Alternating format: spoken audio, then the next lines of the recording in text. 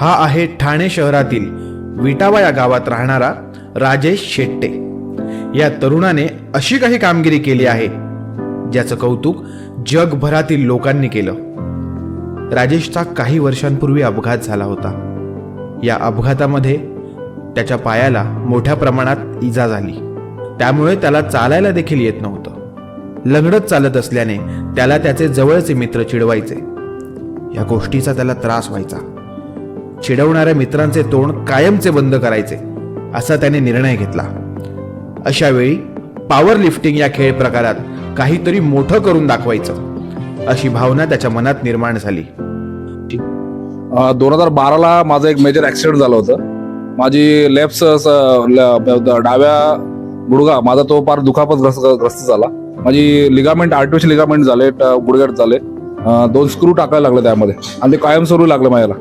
त्यापासून मी असं गेलो 2012 ते जवळपास 2017-18 मी लंगडतच चालायचो आणि म्हणजे मित्रमंडळी किंवा बाकीचे जे माझे बाकीचे म्हणजे चिडवायचे, लंगडा वगैरे असे चिडवायचे। त्यामुळे ते अशी डोक्यात सनक भरली होती की आपलं आयुष्यात काहीतरी करून दाखवावं। त्यानिमित्तानं मग मी माझे सर आनंद चाळके जे सर आहेत, माझे गुरु आहेत, ते दरवेळी मला प्रोत्साहन द्यायचे, तू कर काहीतरी करून दाखव। आणि मग त्यासाठी मी म्हटलं एक म्हणजे मूवी मध्ये डायलॉग ऐकला होता मी, अपनी कमजोरी का अपनी ताकद बनाव। त्या प्रमाणे मी माझं वागायला सुरुवात केली। मी म्हटलं आता जो आपला पाय तर मोडलेलाच आहे, पण आपण असा एक गेम निवडावा की ज्यात आपल्याला जिथे आपण नाही करणार तिकडे आपण करून दाखवा काहीतरी। तर पॉवर लिफ्टिंग हा एक स्ट्रॉंगेस्ट गेम आहे पॉवर लिफ्टिंग, जो आपल्या गेम भारतासाठी या सर्वात जास्त गेमनी गोल्ड मेडल मिळवून दिलेले। ह्या गेम मध्ये जवळपास एक स्कॉट हा प्रकार असतो, बेंच प्रेस हा प्रकार असतो आणि डेडलिफ्ट हा प्रकार असतो। 3 प्रकारामध्ये तुम्ही जेवढे जास्त वेट उचलून दाखवता त्याची टोटल होऊन मग तुम्हाला त्यामध्ये तुम्हाला नंबर दिला जातो, हे दिला जातं म्हणजे गोल्ड मेडल, सिल्वर मेडल आणि ब्रॉन्झ मेडल ह्या प्रकारे दिलं जातं। त्यापासून मी सुरुवात केली या गेम खेळायला। 2018 पासून सुरुवात केली खेळायला। त्यापासून मग हळूहळू चढ उतार, खालीवर, जिंकणं हारणं ते चालूच होतं। पण ती संधी मला 2022च्या रुपात एक मिळाली, त्याचं मी त्या संधीचं सोनं केलं। आणि दुसरं म्हणजे नशिबाची साथ, गुरुचं सहकार्य, कुटुंबाचं सहकार्य आणि जे माझे जिम मेंबर्स, माझे शाळेचे मित्र म्हणा किंवा कोणी म्हणा की आपल्या आजूबाजूचे जे भेटतात ते आपले जे आमच्या म्हणजे गावातली पण आमचे भरपूर माझे जे मेंबर्स आहेत, ते गावातले आमचे विटावा कोळीवाडा गावातले जे मेंबर्स आहेत किंवा जे अजून जे बाकी माझे जिम मध्ये सभासद आहेत, त्यांनी दरवेळी मला वेळोवेळी एक म्हणजे साथ दिली आणि तरी प्रोत्साहन दिलं की बाबा तुम्ही करा सर, आम्ही तुमच्या मागे आहोत। तो इथेच थांबला नाही। त्याने त्याच्या मार्गदर्शनाने अनेक खेळाडू घडवले। त्या खेळाडूंनी देखील राज्य पातळीवर, देश पातळीवर आणि जागतिक पातळीवर अनेक सुवर्ण पदकांची कमाई केली। अशा अनेक जागतिक पातळींच्या स्पर्धेमध्ये त्याला भारतासाठी सुवर्ण पदकांची कमाई करायची आहे।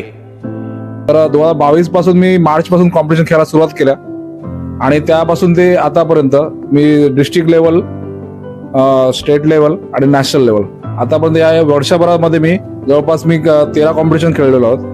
13 कॉम्पिटिशन मध्ये मी जवळपास 18 गोल्ड मेडल, 1 सिल्वर मेडल आणि 1 ब्रॉन्झ मेडल मिळवलेलं आहे।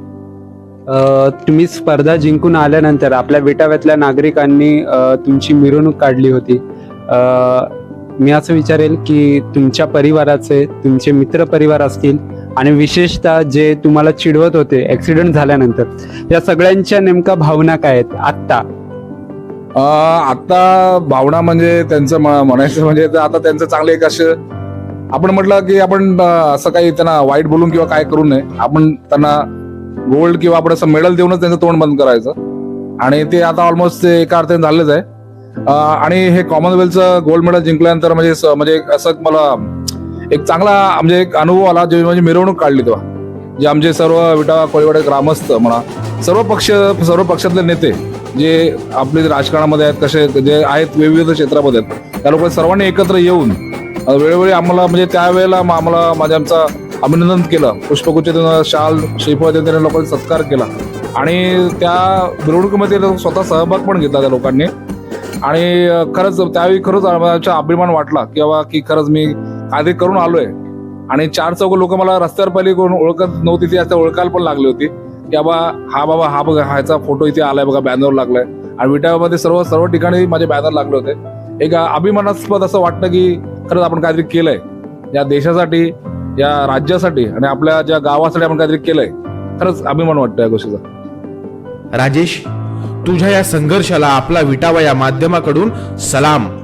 विटावा रत्न पुरस्कार देताना राजेश, आम्हाला तुझा खूप खूप अभिमान वाटतो.